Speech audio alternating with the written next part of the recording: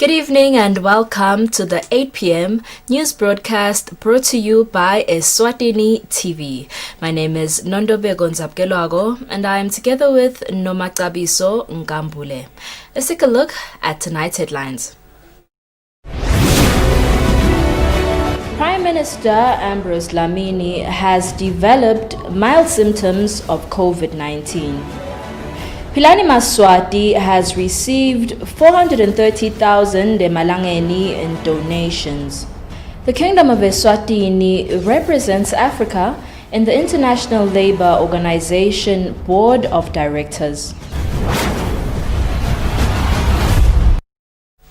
The news in detail. The government of the Kingdom of Eswatini wishes to inform the nation that the Prime Minister, Ambrose Dlamini, has started to show mild symptoms of COVID-19.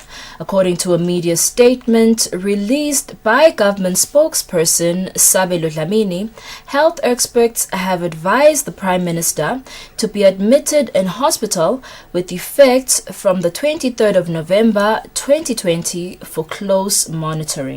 The Prime Minister tested positive for COVID-19 on the 15th of November 2020. However, he did not have COVID-19 symptoms while isolating at home. The news continue. The Center for Coordination of Agricultural Research and Development for Southern Africa, CARDESA, has allocated an amount of $28,000 to Philani Maswati charity organization to run agricultural projects at the elderly home at Tvogolwago. The Minister of Agriculture, who was represented by Minister David Ngampalala, has welcomed the delegation and further thanked them for bringing this project to the country. The Kingdom of Eswatini is one of 4 countries that have been allocated funds to run agricultural projects. Each country has been allocated $28,000, which is equivalent to over 420 million emalangeni. Program Officer at CARDESA, Bartholomew Kataika, says the SADC region has been hard hit by the outbreak of the coronavirus, which has had an impact on food security. Hence the decision to launch this project to assist some of the African countries. This project is about mitigating the impact of COVID-19 on food and nutritional security using climate-smart technologies. This is why we are seeing the Bembani team being part of the project, because we want to employ the climate-smart technologies to mitigate against the impact of COVID-19. The chairperson of Philani Maswati charity organization, Lutfo Dlamini, says with this financial support, they will be able to run 4 agricultural projects which will benefit the elderly at the Philani Old Age Home at Tvogolwago. One of them is to resuscitate our greenhouse, hydroponics and drip irrigation setup, which is already there, but it needs to be capacitated and to get started. So we're also setting up a commercial mushroom business down there.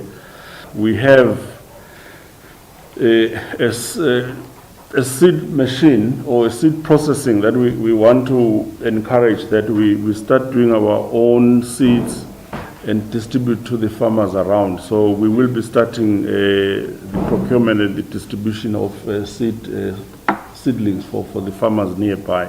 The Minister of Agriculture, who was represented by Minister David Ngampalala, welcomed the delegation and further thanked them for bringing this project in the country.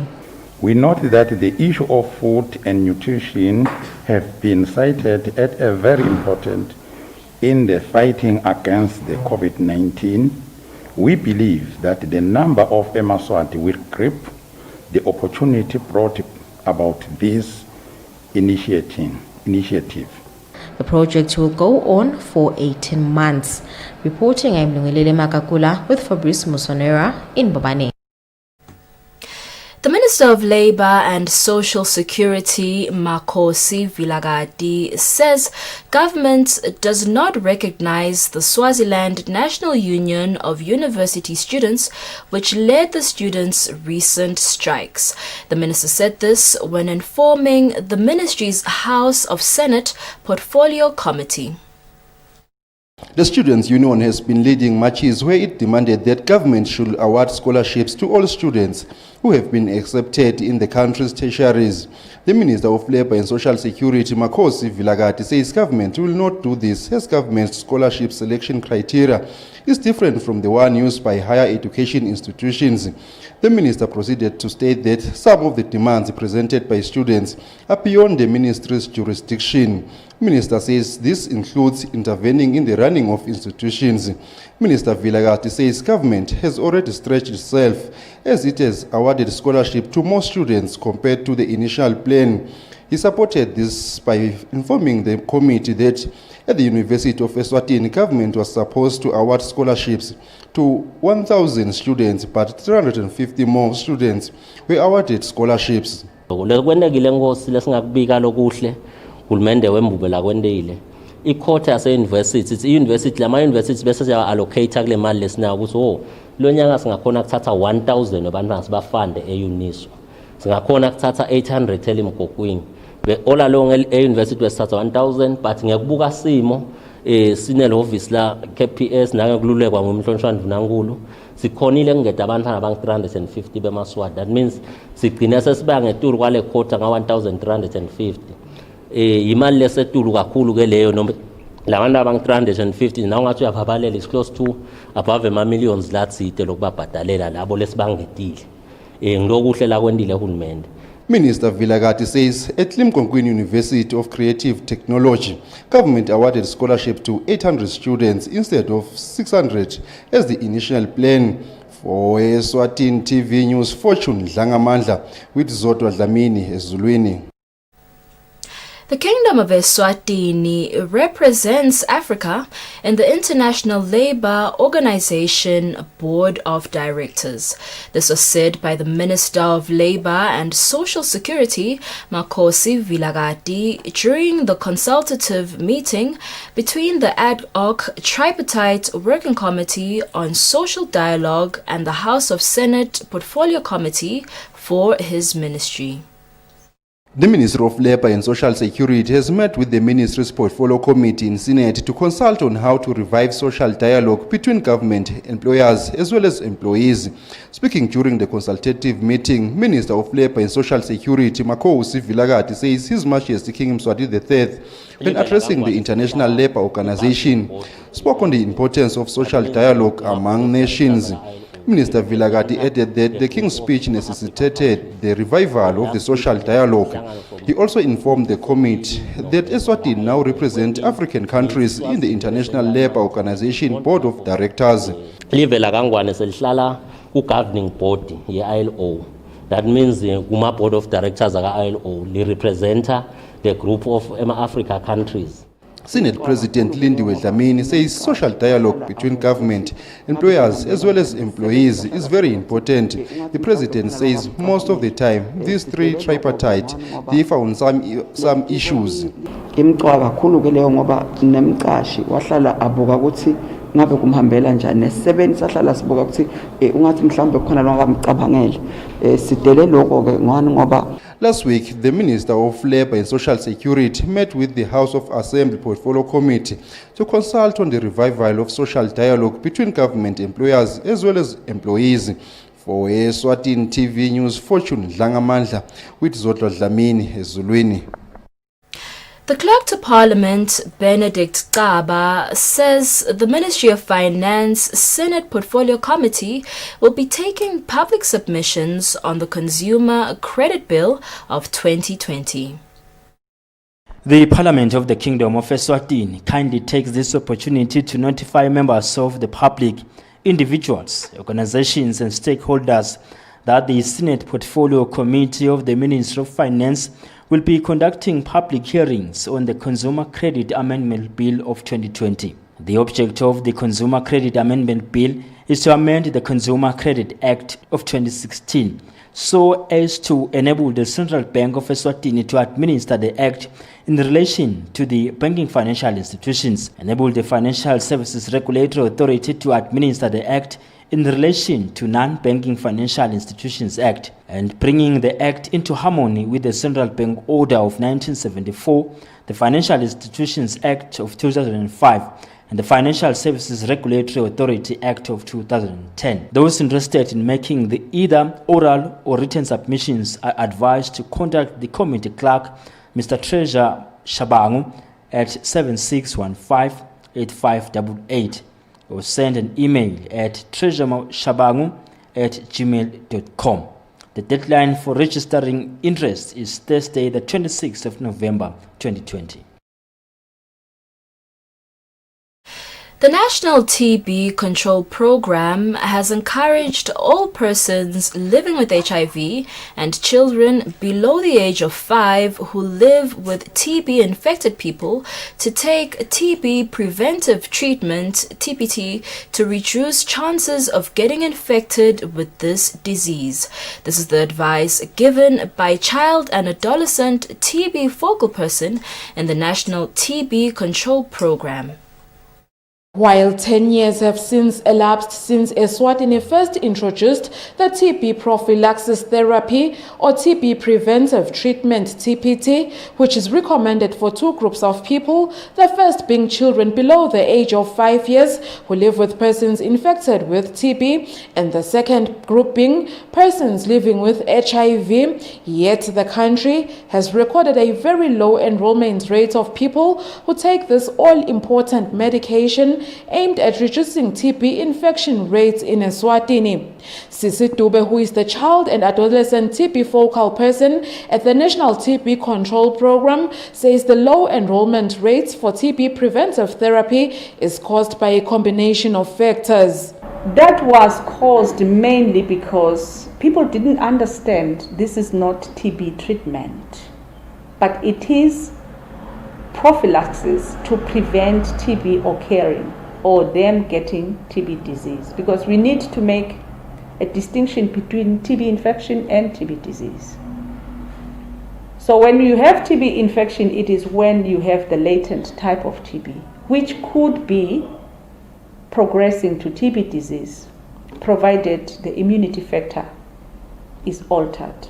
Dube says emphasis for taking the important TB preventive therapy is placed on children under 5 who live with persons infected with TB in their homes, and also for people living with HIV, because this cohort of people generally have weak immune systems.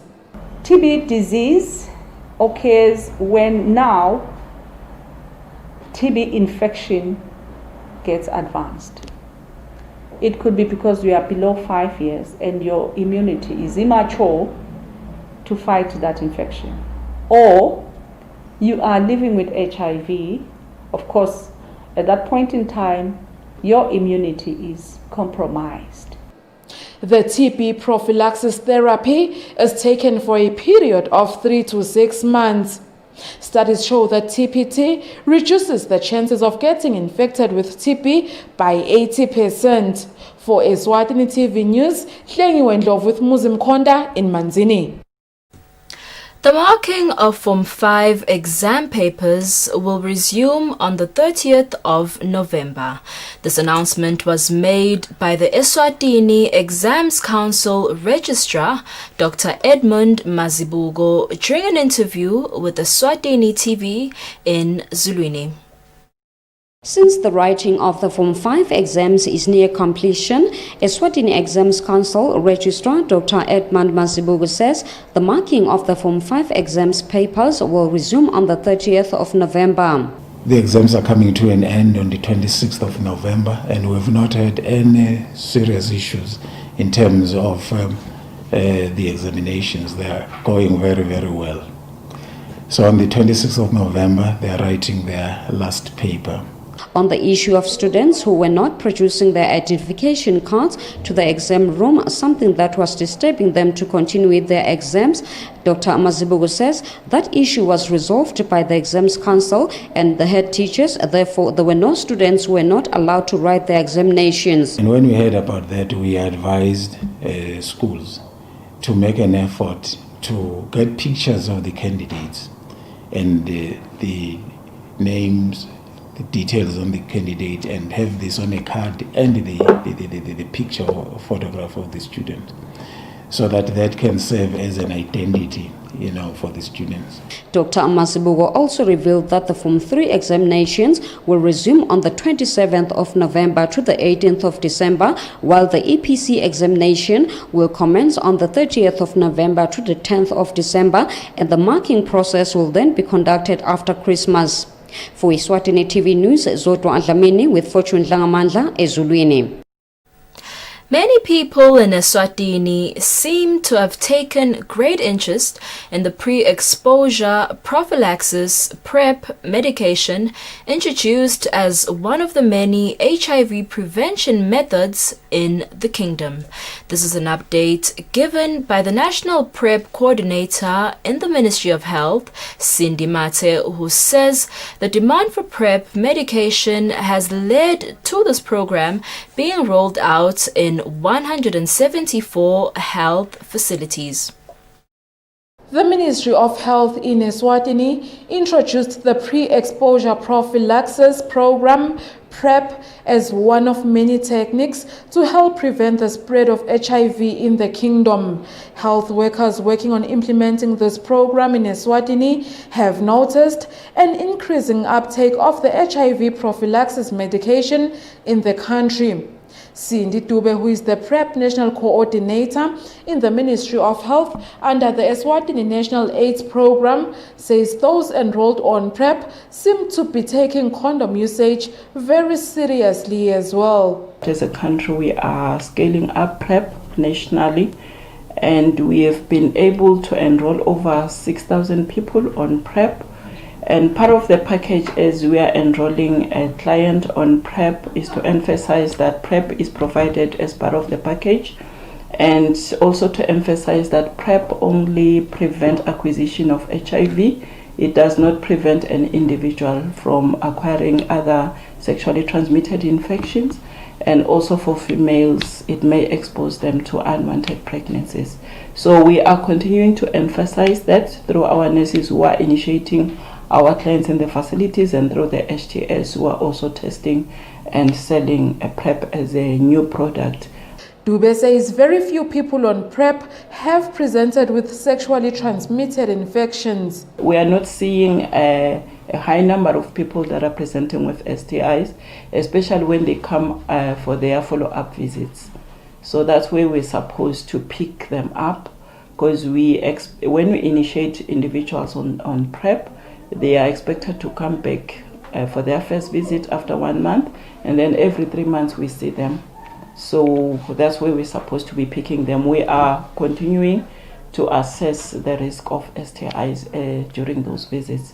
Now that PrEP is available in over 174 health facilities in the kingdom, the Ministry of Health says the ultimate goal is to ensure that this medication is availed in all health facilities countrywide.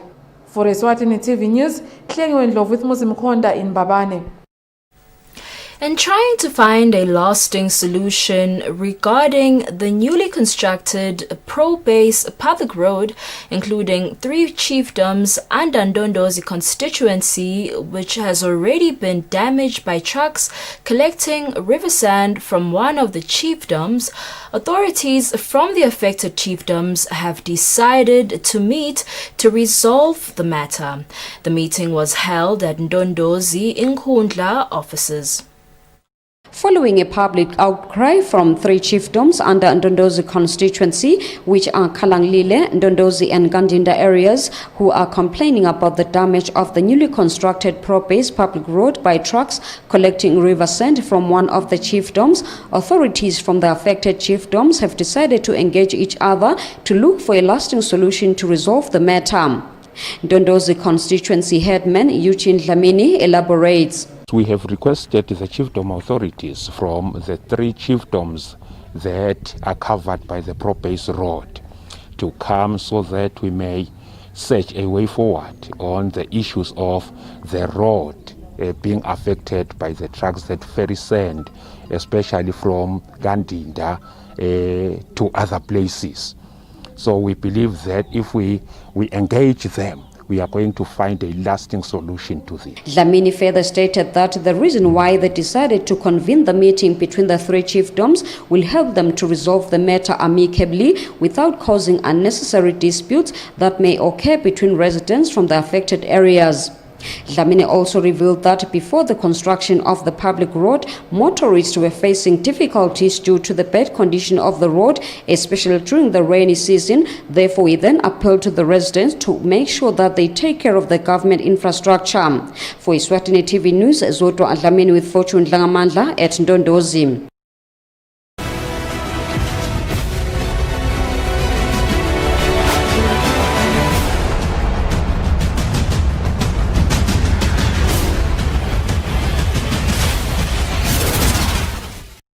In today's sports news, the president of Eswatini Chess Federation, Dumsani Msibi, says the recent regional championship games have proved that players are ready for the upcoming national championship games to be held on the 20th of December this year.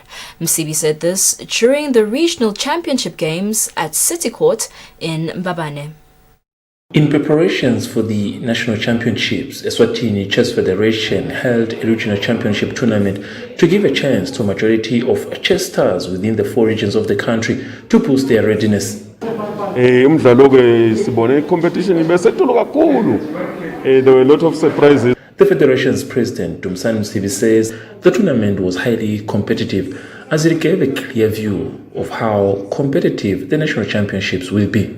Msibi says the players also got a chance to train efficiently after quite some time without competitive games due to the ongoing coronavirus pandemic. National championship. Simpiwe Dlamini, who outshined others during the regional tournament, says the pressure has indeed increased ahead of the tournament. Dlamini says he is looking to display a good performance in the national champs. I had to fight. The national championship tournament will be taking place on the 20th of December this year. For Eswatini TV Sports, Fabrice Musonera, Mbabane. It seems the age cheating fiasco that led to the disqualification of the national under-17 team from the COSAFA Cup will remain a mystery for some time, since the Football Association of Eswatini is adamant that they did everything by the book. The current hot topic in the land is of the disqualification of the national team under-17 in the 2020 COSAFA tournament under-17 as a result of alleged age cheating. The story of this disqualification touches on the MRA, which is a magnetic resonance image, which was introduced to FIFA back in 2009 during the Under-17 World Cup to ensure that all those who entered the competition accurately complied with the age restriction. Since then, it has been mandatory for different continental and regional football federations to ensure the compliance of the ages. It is believed that the MRA machine is 99% accurate to prove that a specific individual or a player is indeed under 17, of which once the player is above the age of 17, it becomes hard for the machine to determine his or her age. According to different sources, it is believed that the Kingdom of Eswatini does have that machine. In fact, it is believed that it is in 2 hospitals in the country. Each player costs around 10,000 emarangeni to use the machine, of which if you are to take a team of 20 players, you need a budget of about 200,000 emarangeni. The National Football Association, however, forwarded a press release to all media houses over the weekend expressing its shocking reports about the disqualification. They did as well highlight that they had followed all the MRI requirements before sending the squad to the tournament. At the moment, the association is not looking to comment further on the issue as they have appealed. Different stakeholders, such as the Premier League of Eswatini, who run a league of the under-17, wishes not to comment on the issue at the moment. The disqualification of the under-17 national team means that they will not be taking part of the AFCON under-17 qualifiers, nor will they take part of the under-17 World Cup qualifiers. Other neighboring countries to be disqualified are Zimbabwe, Comoros, and Botswana. This report was compiled by Fabrice Msonera in Babane. Well, that brings us to the end of our news bulletin.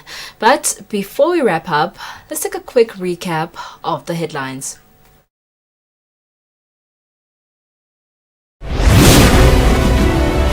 Prime Minister Ambrose Lamini has developed mild symptoms of COVID-19. Philani Maswati has received 430,000 emalangeni in donations. The Kingdom of Eswatini represents Africa in the International Labour Organization Board of Directors. Eswatini, that is all the news we had for you tonight. Up next is the weather forecast. Good night and God bless.